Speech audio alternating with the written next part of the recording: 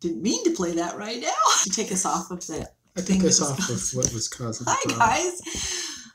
Wow. Okay. Talk amongst yourselves for a moment. Talk amongst yourselves. Yeah, nobody on yet. While we're waiting for people to join, we can actually talk about some of the topics that we wanted to discuss. Turn the sound off there. There we go. Okay. Ooh. Okay, a few people joining. That's great. Willow Creek. Hey, Trish. Cool. What? I can't remember what you wanted me to talk about now. Well, you were going to talk about something with your exercise. Oh, okay, okay. I have started here, recently, another channel that's called Regenerate, Degenerate, and it's about exercise. It's going well. I'm evolving what I'm doing with it. It's for the old folks. Of which I am slightly one, I guess. Slightly.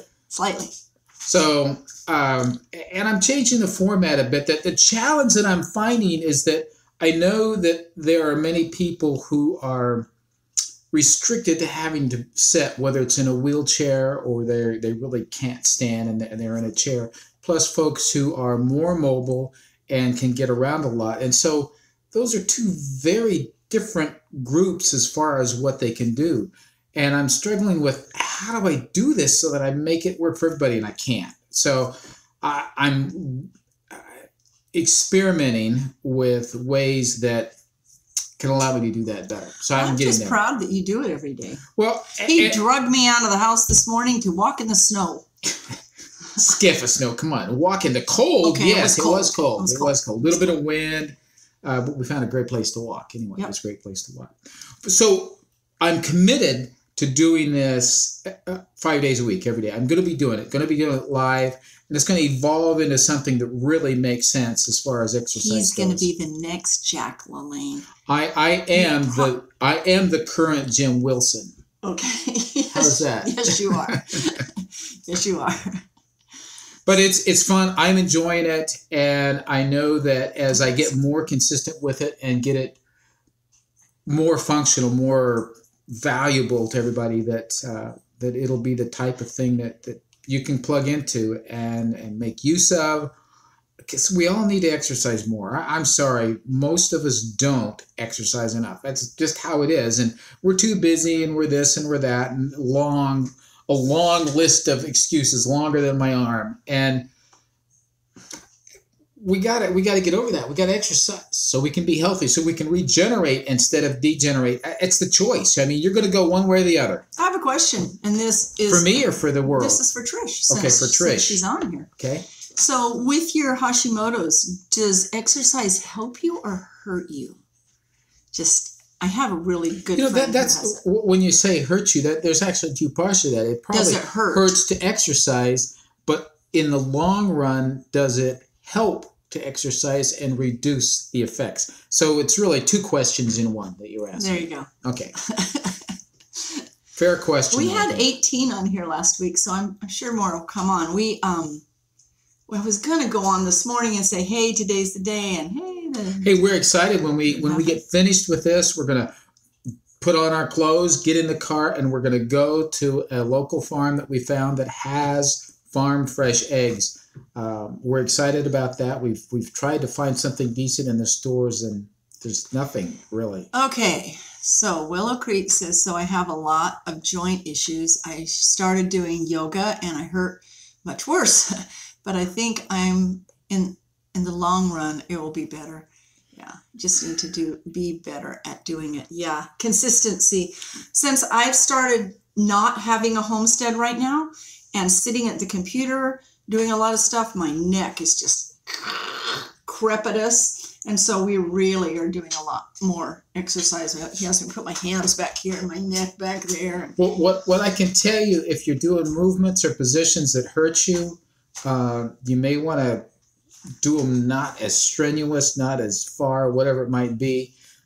You don't want to hurt it, but if any movement hurts, if it's a normal hurt, that anything you do hurts that much, then it's better to keep moving, better to keep working those things, because if you don't, then beyond your Hashimoto's, you'll start having the joint aches and pains and so forth, and that'll just compound it. So hello to Diane.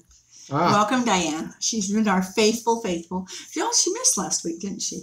I'm sure she was doing in the something time with zone. sheep. It's not strenuous.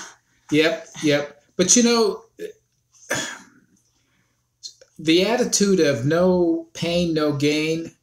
He's really against that. That's slightly true, but I think we overdo it, and we hurt ourselves a lot more than we need he's to. really good. Remember, he's trained in this. He has this certification and all of that in special. Creating Essence, MS. Hi, Megan. Creating Essence. And so if I start hurting or something, he'll just stop me completely, and we work on that one area. So it's really nice to have a trainer, a built-in trainer. If you don't enjoy it, you're going to quit. It's kind of that simple. It's got to be an enjoyable experience. So you got to find a way to make it that helps. So, but consistency. Our word for the year, consistency, definitely applies to this. Yes, and waiting for your word for the year, Willow Creek. So we were going through some old videos that we had made when nobody knew us. You know, they've just got a few. We didn't even know us. I don't think we were following ourselves then. Oh, she wants you to be her trainer. No. They're planning their video with the word in it. Oh, good. Fantastic. Good. I keep interrupting myself, and It's not. She never does that. Okay, so we've been looking at old videos and decided to resurrect a few of them. That they were really good. Hardly anybody watched them, so it won't hurt. It'll be like new stuff. And so we're going to put one on Monday. Is that cheating to republish? Repurpose. Repurpose. I don't think I think it's a good idea. I mean, it was good then. People haven't got to see it. It's still good. Anyway, one of them is Our Country Story, and we talk about how we always loved and wanted to be living in the country. And even when we were first married, we lived in Mississippi, Biloxi, Mississippi. And I'll watch you keep talking. Okay. Bye then. Thanks for joining us. So we lived there, and it was, he was in tech school, and Mississippi is not my desired place to ever live again. The cockroaches are too big, and there are too many of them. Yeah. That's the big one. But we went out on... And it can rain there? Oh, my goodness. I mean, they think the Northwest can rain. We had, 2 weeks? It never quit. Yeah, it got harder, and then it rained hard. And then it got harder day and night. It was a lot of rain. And Trish said it's not cheating to repost one of our old ones. I saw that. So we're going to do it. There we go. Anyway, so in this Biloxi, we had to find things that were really okay, that made us feel good.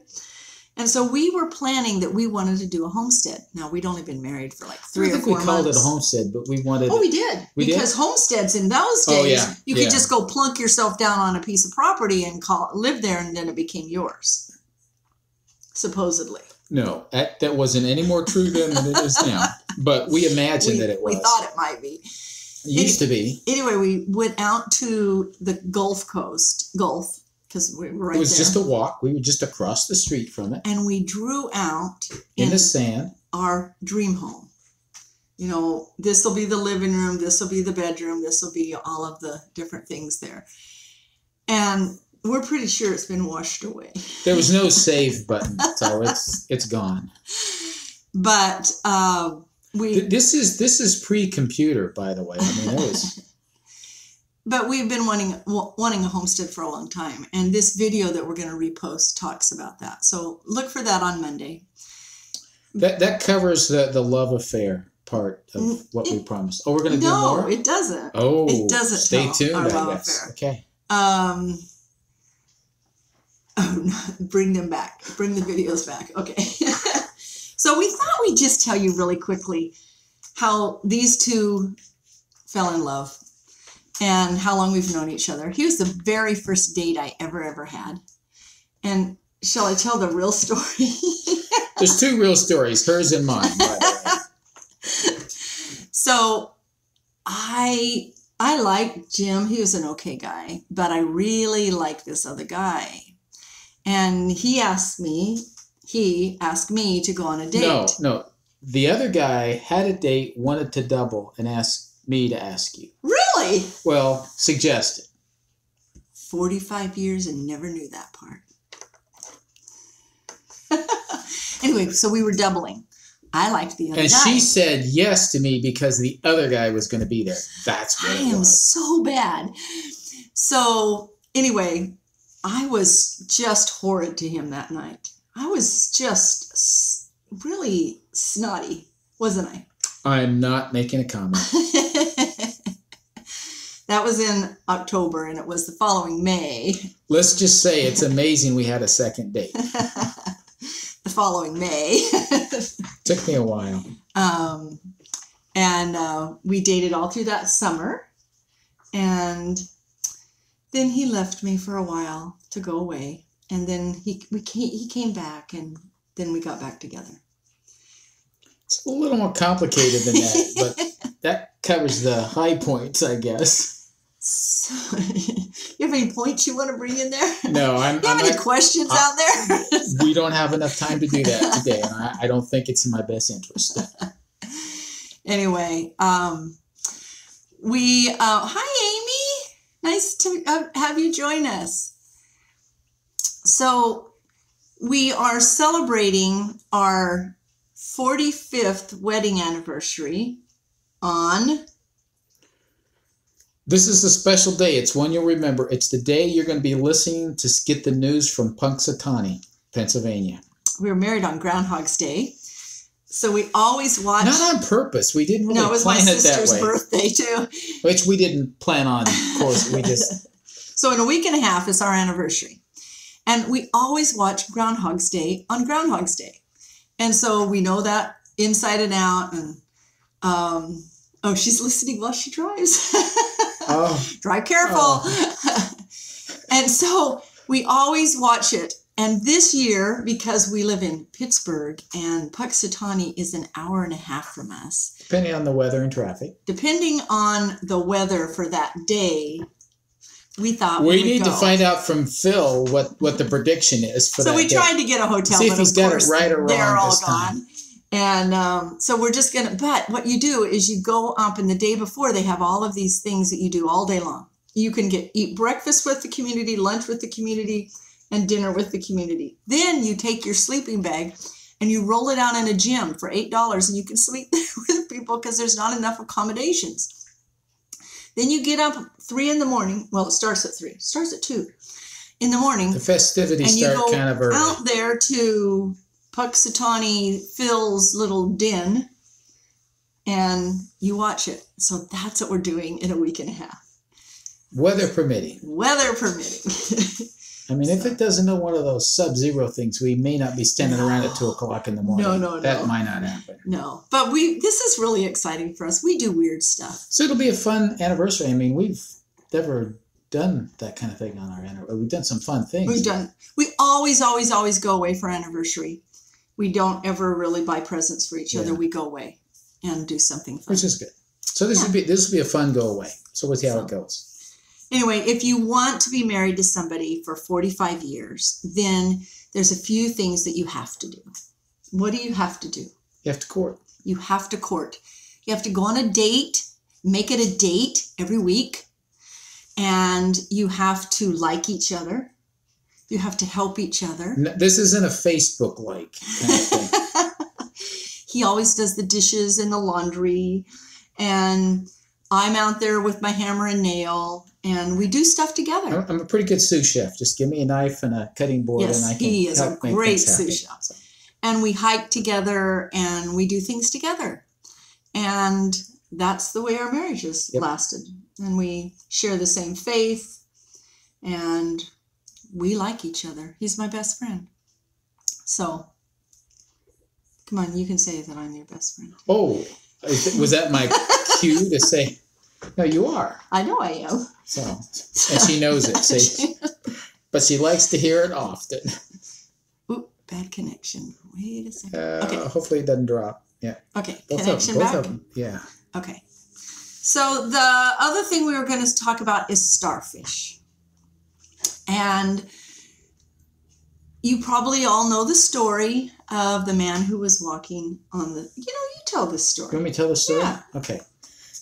I'm going to tell it different than she tells it, but whichever version, they're all good versions. There was a boy, went down to the beach, walked down the beach, just take a look at things. And as he's walking, he notices that there's this old gentleman that is walking along and then bending over and throwing something. And as he gets closer to him, I mean, he sees him from a long way away. You know how you can see forever on the beach.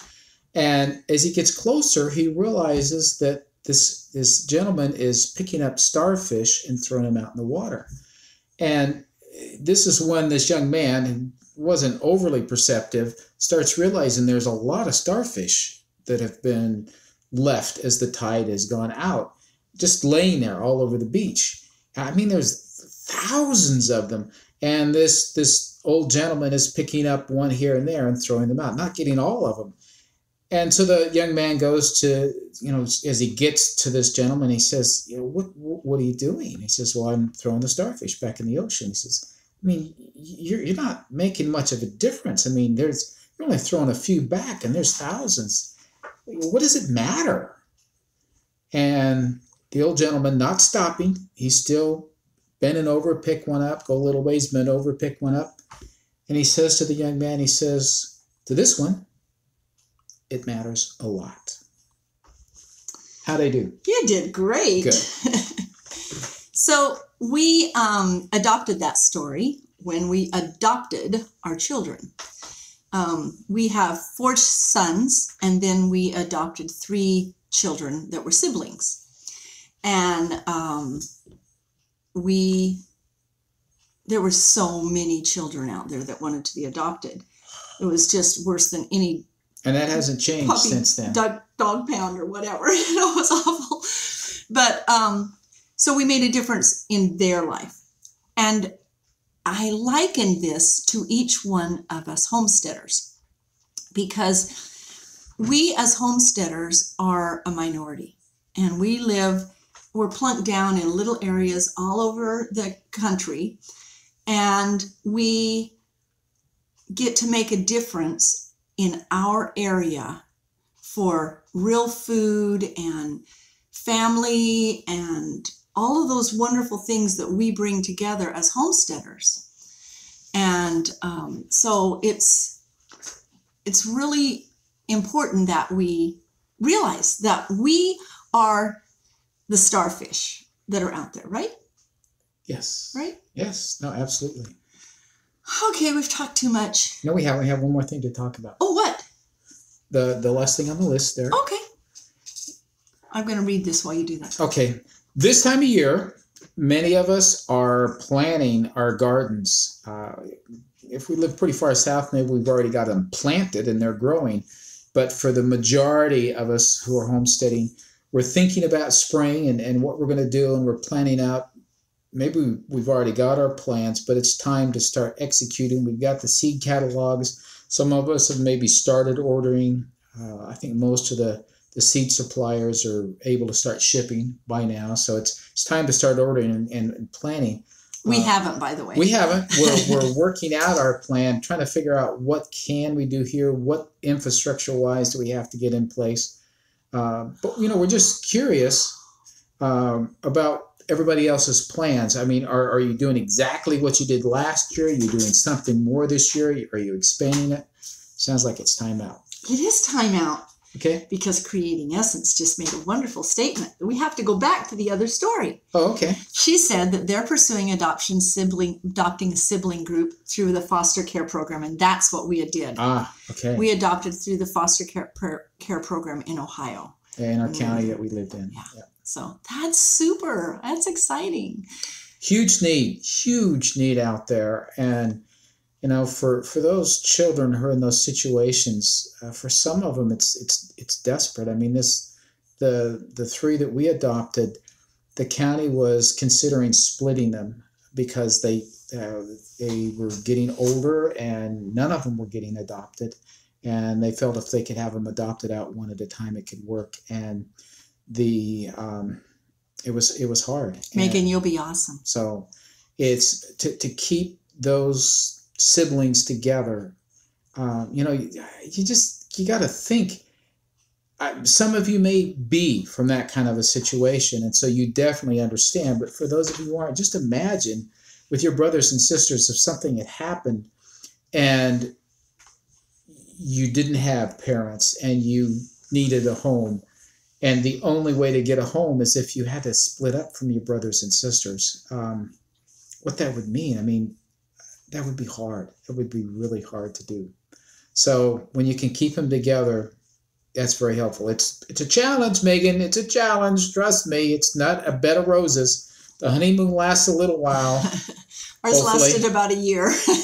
But aren't kids that way? I mean, kids of any kind can be a challenge. I mean, they've got to grow up. They've got a lot of learning to do. Wynn in Idaho just joined us. She says, I finally caught up. Very good. So let's go back to the plants. Okay, back to the plants. So we're planting ours, but we're just curious about everybody else, and whether you comment here or you watching this later, comment then. But we're kind of curious, as people are planning for this year's garden, what kinds of things are you doing? In addition to maybe expanding or going a different direction, are there certain varieties that you're trying that you haven't tried before? Some of you may be doing your seed saving and using your own seeds. So just curious about the types of things that you're doing that way. And then as far as the ground prep, what have you already done? What do you have left to do?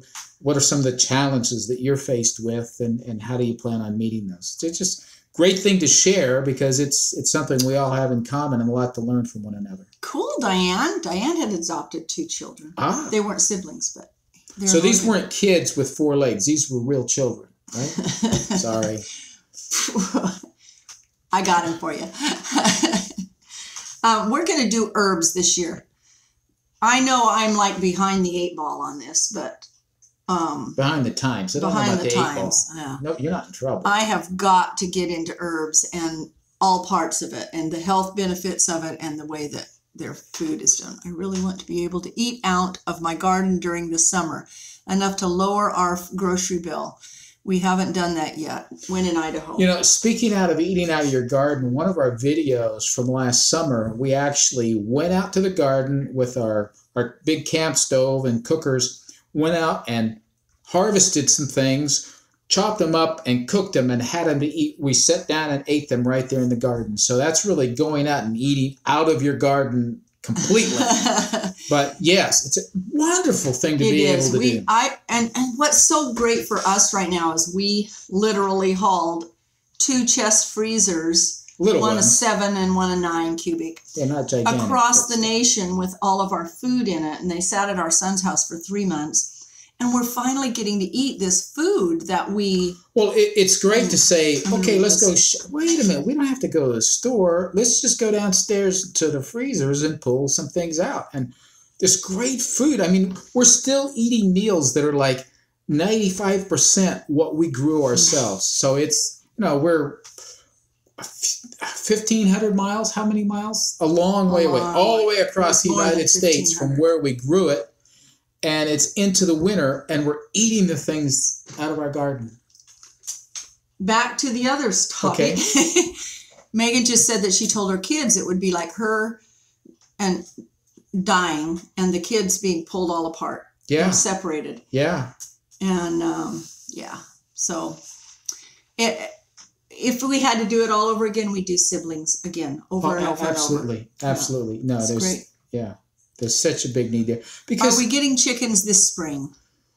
We don't know if we can have them in the yard here. We need to start finding out within our whatever this municipality is that we're in, what the rules are and what the neighbors feel about it. We really only have neighbors on one side. And they're pretty far away. Yeah, so we probably could get away with it. So we just need to find out what the rules are. The challenge that we have is we got to think this through, because we're not going to be here a long time. So if we get chicks, by the time they're growing up and able to give us eggs, we're going to be over halfway, almost 3/4 of the way through here. So, so what we're looking, if we're going to do it, we're probably going to look for somebody with mature chickens that they're ready to get rid of. Right. Because we're having to buy eggs, and we actually are excited because we get to go buy some real eggs. Yeah. From a farmer today. As soon as we're done Although here. we will say, when we were down at DC, we bought some eggs that they claimed that they were free range and so on and so forth. And they're skeptical. Family. I mean, we're out of the middle of DC, and we opened the eggs. Talk about beautiful. They were honest here. It was really nice. It was good quality eggs. Really nice. So anyway, so we don't know if we're getting chickens. There's a forest out there too, and it's not fenced between us and the forest. It's weird. Pittsburgh's weird because it's a lot of trees, a lot of green space because of the hills. If you wouldn't, there's a lot of places you can't put We houses. Don't go to Pittsburgh at all. I mean, we're in northern suburb, and we're not even really in a suburb. I mean, we are on an acre of land out here. Yeah. It's just with several acres behind us really that are great. Open. 60 or more, 70 acres. So. Back there. Anyway, so we try to keep this at 30 minutes, especially today since we have to go buy eggs. Yeah. We are very grateful for the opportunities. Are we wanting to stay in Pennsylvania? Not so much. This was an opportunity of a place for us to be for a while. It's free. Yeah, I mean, and in all seriousness, we're doing some extreme looking in the Shenandoah Valley in Virginia, and but we're being really true to ourselves and not, it's so easy for us to say, oh, let's just go, but we're here for a purpose, and we want to just be good and stay here. But we'd like we'd like to go down a couple of hardiness zones. So yeah. Yay! So be sure though, back on what I was talking about with gardens and seeds, share what you're doing. We really want to hear about this and share it with everyone that what your plans are, because everybody should do one thing unique this year that they've never done. Well, we know what we're doing if we can find the seeds, but I'm not ready to share it yet. Well, thank you, everyone, for joining us. You're great. We've had a wonderful discussion. Well, we have anyway. And we have with you guys. So yeah, we got some great feedback. It's been really wonderful. Didn't have as many people, but even a better discussion than last week. So you're trying what? Casa melons? Cucumber melons. Cucumber melons. Okay. Are they more cucumber or more melon? I'm going to wait for your answer. Oh, okay. So you're waiting, and everybody else is just wondering what you're doing. So. Okay. Well, thank you, everyone. Oh, she's going to put it down right there. I got the seeds from my gardener. I think we haven't tried them before. Okay, well, all right. We'll look forward to hearing how they are. We love you all. Thank you so much. Thanks for watching. Bye-bye. Take care. Enjoy yourselves. Be safe.